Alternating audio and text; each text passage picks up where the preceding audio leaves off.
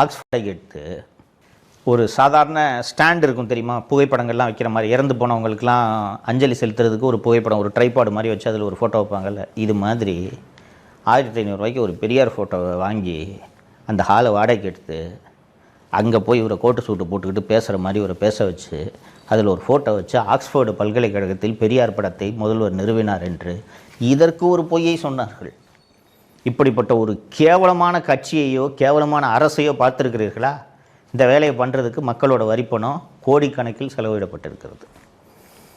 நான் இந்த 5 வருஷமாக இவர்கள் போன இந்த டூரோட பட்டியல் எல்லாம் நான் ரெகுலராக இப்போ படித்தேன், பார்த்துருப்பீங்க.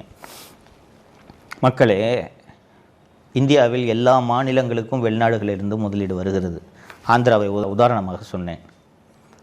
எந்த மாநிலத்தோட முதல்வராவது அந்தந்த நாட்டுக்கு போய் முதலீடு வேணும்ன்ட்டு கேட்குறாங்களா? கேட்டு கேள்விப்பட்டிருக்கீங்களா? ஒரு மாநிலத்தில் முதலீட்டுக்கான சூழல் நன்றாக இருந்தால் தானாக முதலீடுகள் வரப்போகிறது. நீங்கள் அங்கே போய் நேரடியாக போய் முதலீடுகள் வேணும்னு அழைக்கணும். இப்போ ஆப்பிள் கம்பெனி இன்வெஸ்ட்மெண்ட் வேணும்னா இங்கேருந்து நேராக போய் டிம் குக்கை பார்த்து, சார் எங்கள் ஊரில் இன்வெஸ்ட் பண்ணுங்கன்னு கேட்கணுமா? ஒரு மெயில் போட்டால் போதாதா? இவங்க ஊரை சுற்றி பார்க்குறதுக்கு மக்கள் வரிப்பணத்தை எப்படி வீணடித்திருக்கிறார்கள் தெரிகிறதா?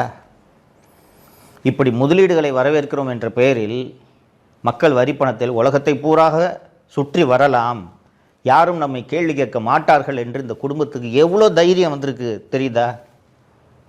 எங்கேருந்து இந்த தைரியம் வரும்? எவ்வளோ தான் இந்த 5 வருஷத்தில் முதலீடு வந்துச்சு? வெள்ளை அறிக்கை வெளியிடுங்கள் என்று எதிர்க்கட்சி தலைவர் திரு எடப்பாடி பழனிசாமி அவர்கள் பலமுறை வலியுறுத்தி இருக்கிறார். தொழில்துறை அமைச்சராக இருக்கக்கூடிய திரு டிஆர்பி ராஜா அவர்கள் வெள்ளை அறிக்கைனா இந்த வெள்ளை பேப்பரை தான் தூக்கி காட்டணுன்ட்டு வெள்ளை பேப்பரை தூக்கி காட்டுறாருன்னா எவ்வளவு ஆணவம் இருக்கும் இவர்களுக்கு? யோசித்து பாருங்கள். மக்கள் வரி பணத்தில் உலகம் பூரா போய் சுற்றுறீங்க, குடும்பத்தோடு போய் சுற்றுறீங்க. எவ்வளையா முதலீடு வந்திருக்குன்ட்டு அது சம்மந்தமான ஃபேக்சுவல் ரிப்போர்ட் கொடுங்கன்னு வெள்ளை அறிக்கை கேட்டால் வெள்ளை பேப்பரை தூக்கி காட்டுறாருன்னா எவ்வளவு ஆணவம் இருக்கும் இவர்களுக்கு? இந்த ஆணவக்காரர்கள் மீண்டும் ஆட்சிக்கு வரலாமா? இதை நீங்கள் யோசிக்க வேண்டும்.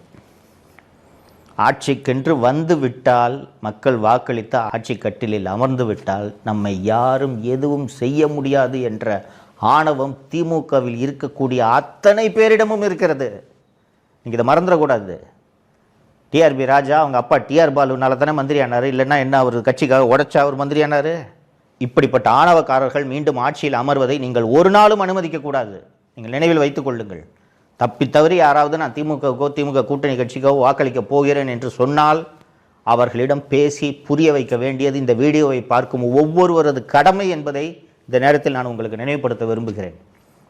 மறந்துவிடாதீர்கள் தோழர்களே, திமுக என்ற தீய